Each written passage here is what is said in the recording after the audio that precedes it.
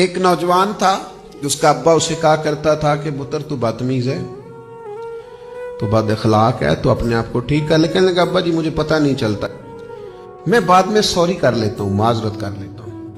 तो उसके बाप ने उसे कहा अच्छा बेटा इस तरह करना, जब किसी से तुम्हारा इस तरह का मामला होना कि पता ही नहीं चला बदतमीजी होगी, तो एक कील दीवार में लगा देना और जब सॉरी कर लो तो निकाल देना।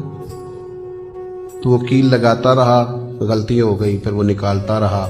वो 10, 15, 20 कील लगाए, फिर निकाले। तो एक दिन बाप ने बुला के कहा पुत्र वो कील तूने लगाने के बाद निकाल भी दिए थे ना? कहाँ? कहने लगे बेटा दीवार का हाल देख,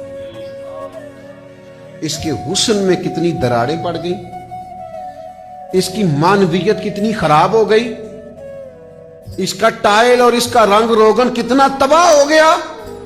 तूने लगा के कील निकाल भी दिया, लेकिन फिर भी कितनी तबाही हुई है। सुन फिर बात इखलाकी करने के बाद माजरत कर भी ले, फिर भी जिसके साथ की होती है उसके रूह पे बड़ी तबाही उतरती है।